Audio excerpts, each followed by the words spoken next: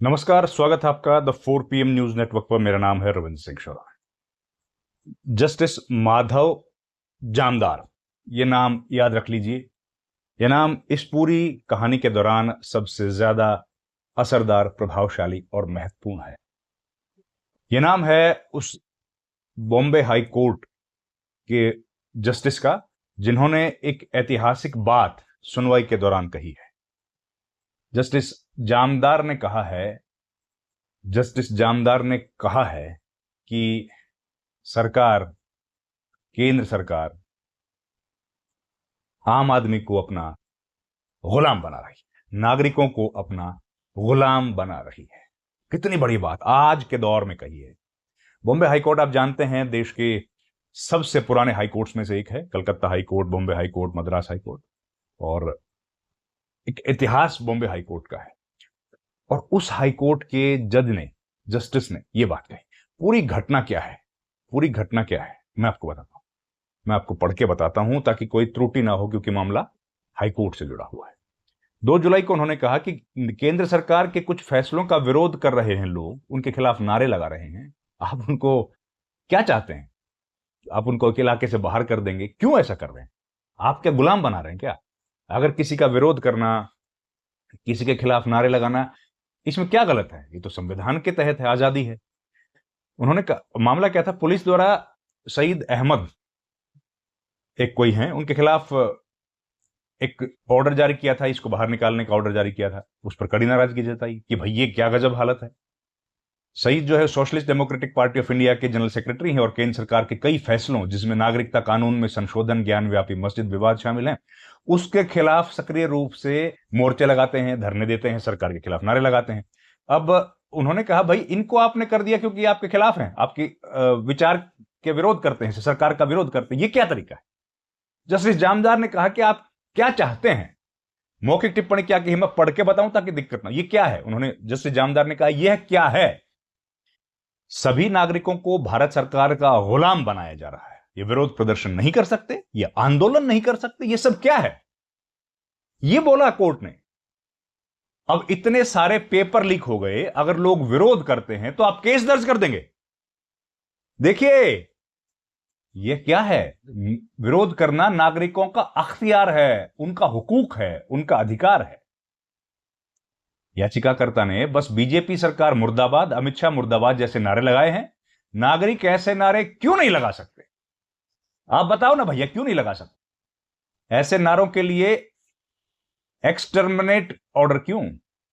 क्यों भाई? इसका कोई जवाब नहीं। जज ने आगे मौखिक रूप से कहा कि पुलिस नागरिकों को सिर्फ इसलिए शहर से बाहर नहीं निकाल सकती क्योंकि उन्होंने सरकार के फैसलों का विरोध किया, केवल इसलिए नहीं निकाल सकती। पुलिस मुख्यमंत्री या प्रधानमंत्री की नौकर नहीं है, वे लोक सेवक हैं। मैं आपके अधिकारियों पर भारी जुर्माना लगाने जा रहा हूं। ये देखिए, आप सुनिए क्या गजब का आदेश दिया है। जस्टिस जामदार ने महाराष्ट्र के राजनीतिक माहौल में चल रही हॉर्स ट्रेडिंग पर भी टिप्पणी की, जिसमें सांसद, विधायक पार्टियां बदल रहे हैं। वह टिप्पणी तब आई जब जज ने देखा कि सईद एसडीपीआई नाम की एक राजनीतिक पार्टी से जुड़े हैं। अब आप बताइए, इस देश में जो चल रहा है उससे कोई खुश है क्या? सांसद टूट रहे हैं, विधायक टूट रहे हैं, कोई कह रहा खरीदे जा रहे हैं, हॉर्स ट्रेडिंग हो रही है। जज साहब को भी बड़ी खराब बात लगी। जज ने हल्के फुल्के अंदाज में जो कहा, देखिए मैं पढ़ के इसलिए बता रहा हूं आपको ताकि, क्योंकि कानून का मामला है, कहीं हमसे त्रुटि ना हो। जज साहब ने क्या कहा, जस्टिस जामदार ने क्या बोला? परसों एक 10 साल के बच्चे की दुर्घटना में मौत हो गई है ना। राज्य विधानसभा में किस बात पर चर्चा हो रही थी कि पीठासीन अधिकारी का चुनाव कैसे होता है और वह एक पार्टी से दूसरी पार्टी में कैसे चले गए। यह क्या है? यह क्या है भाई? आपको, सईद को, आपको भी पाला बदल लेना चाहिए। वैसे भी पूरे महाराष्ट्र में हॉर्स ट्रेडिंग, नेताओं की खरीद फरोख्त चल रही है। आपके खिलाफ कुछ एफआईआर हैं, केस बदलने पर विचार करें। मतलब एक वॉशिंग मशीन है, देखिए एक वॉशिंग मशीन जैसी बातें कह दी। कौन है वॉशिंग मशीन इस देश में? जस्टिस जामदार। लिखवाए गए आदेश में जस्टिस जामदार ने स्पष्ट किया कि सरकार के फैसलों का केवल विरोध करना किसी नागरिक को शहर से बाहर निकालें, एक्सटर्मिनेट करने का आधार नहीं बन सकता। ऐसा करने से उनके बोलने और सम्मान के साथ जीने के मौलिक अधिकार पर असर पड़ेगा। ये मौलिक अधिकार जैसा शब्द सुना हुआ लगता है क्या आपका? सुना तो होगा। जस्टिस जामदार ने इसको फिर से दोहराया है। आदेश में क्या लिखवा है भाई, ये सुन लीजिए। याचिकाकर्ता ने अपनी हैसियत से भारत सरकार द्वारा लिए गए कुछ फैसलों के खिलाफ मोर्चे और धरने आयोजित किए। यह महाराष्ट्र पुलिस अधिनियम के तहत किसी व्यक्ति को शहर से बाहर निकालने का आधार नहीं हो सकता है। शहर से बाहर निकालने का आधार है, तड़ी पार करने का अधिकार है, लेकिन यह नहीं हो सकता है। की गई कार्रवाई दुर्भावनापूर्ण है। दुर्भावना, गलत भावना से की गई है, दुर्भावना से की गई है। इसलिए शहर से बाहर निकालने के आदेश को रद्द करते हुए याचिका का निपटारा किया जाता है। शहर से बाहर निकालने का आदेश दिया था सईद को, उस आदेश को रोक दिया, मतलब जो एक्सटर्मिनेट किया था उसको रोक दिया गया कि आप इनको बाहर नहीं निकाल सकते, तड़ी पार नहीं कर सकते, उसको रोक दिया गया।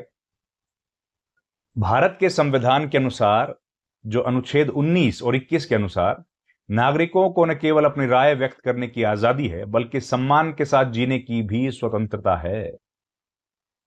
भारत सरकार के कुछ फैसलों का विरोध करने के लिए प्रतिवादियों द्वारा याचिकाकर्ता के खिलाफ की गई कार्रवाई उनके मौलिक अधिकारों को प्रभावित करती है। आप जरा मुझे बताइए, ये जो बात जस्टिस जामदार ने कही है, ये बात टेलीविजन में, अखबारों में आप सुनते हैं क्या? आज के दौर में लोग हमेशा ये बात की चर्चा करते हैं कि भाई भारत की जो स्थिति है वो किस तरीके से बन रही है। खैर, मैं पूरी पहले ही बात कर लेता हूं। भारत सरकार के कुछ फैसलों का विरोध करने के लिए प्रतिवादियों द्वारा याचिकाकर्ता के खिलाफ की गई कार्रवाई उनके मौलिक अधिकारों को प्रभावित करती है।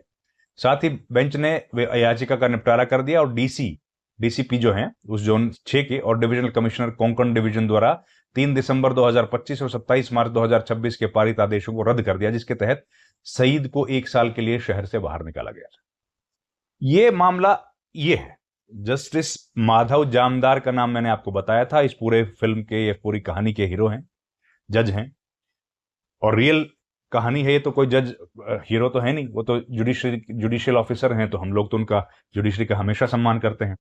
जस्टिस जामदार ने लेकिन जो बात कही है, न्याय के सबसे बड़े ओहदेदारों में से एक हैं, उन्होंने ये जो बात कही है कितनी महत्वपूर्ण है कि अगर आपने अमित शाह के खिलाफ नारे लगा दिए, अगर आपने भारत सरकार के खिलाफ नारे लगा दिए, तो क्या हो गया भाई? तो इसकी वजह से आप किसी को शहर निकाला दे देंगे? ये किस कानून के तहत हो रहा है? ऐसा क्यों किया जा रहा है? ये करना गलत है।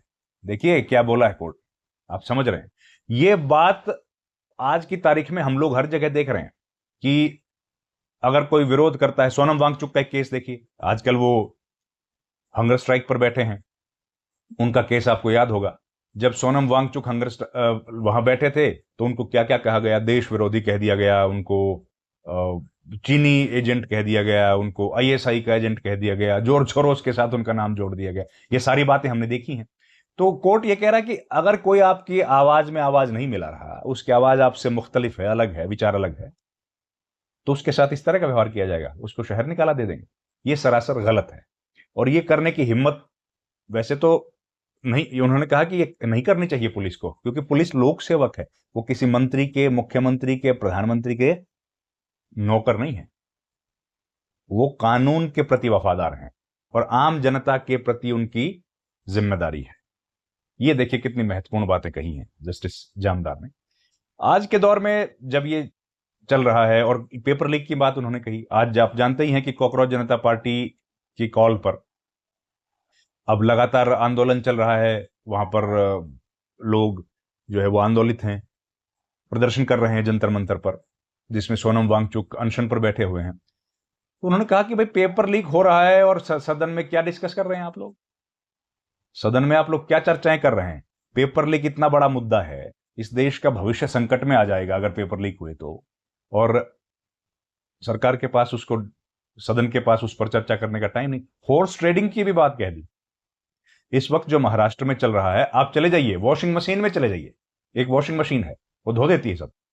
देखिए सईद को ये कहा उन्होंने। तो ये सारी बातें वो हैं जो पब्लिक डोमेन में हम लोग रोज सुनते कहते हैं, रोज होता है ये, लेकिन जुडिशरी में मुझे लगता है पहली बार इन बातों का जिक्र हुआ है। तो ये कहानी थी। अब आप इस पर जरूर अपने कमेंट बताइए कि आपका इस पूरे घटनाक्रम पर, इस स्टोरी पर क्या कहना है। इस वीडियो में इतना ही। आपका बहुत बहुत धन्यवाद दोस्तों। Thank you very much. नमस्कार।